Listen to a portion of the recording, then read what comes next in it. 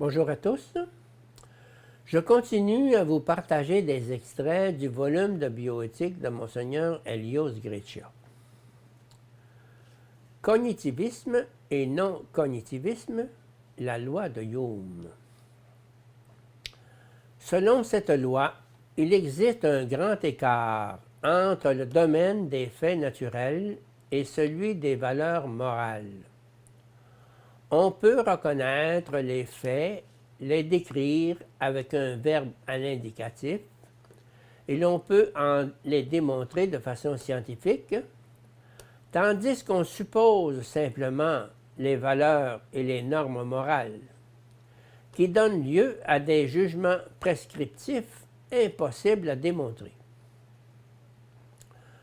Le passage ou l'inférence entre l'être, où l'être est défini comme étant des faits observables, et le devoir-être ne serait par conséquent ni possible ni légitime. On ne peut pas passer de is est à out doit, ou de sein être à sollen devoir. Les partisans du non-cognitivisme considèrent que les valeurs ne peuvent pas faire l'objet de connaissances ou d'affirmations que l'on peut qualifier de vraies ou fausses. Tout le problème se situe dans le sens que l'on confère au mot « être », qui indique l'état de fait connaissable.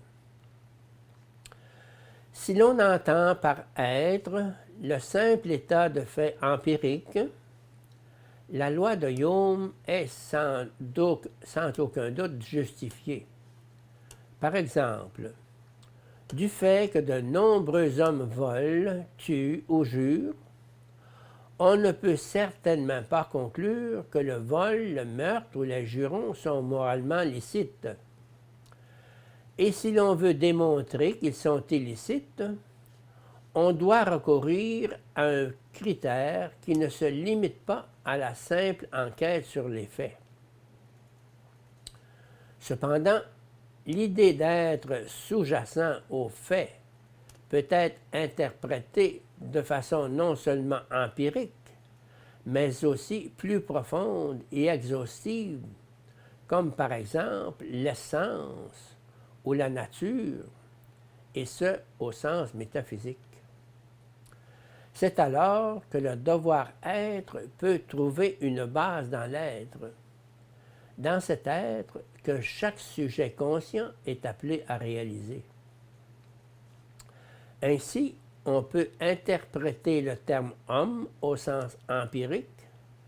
Dans ce cas, l'expression représente les hommes qui volent et ceux qui ne volent pas, ceux qui tuent et ceux qui ne tuent pas, et ainsi de suite. Mais on peut aussi penser à l'essence de l'homme ou à la nature humaine propre de la personne rationnelle ou à la dignité de l'homme. Et l'on peut alors, on doit même trouver une base rationnelle, de sorte que l'on puisse établir entre celui qui vole et celui qui ne vole pas une différence sur le plan moral.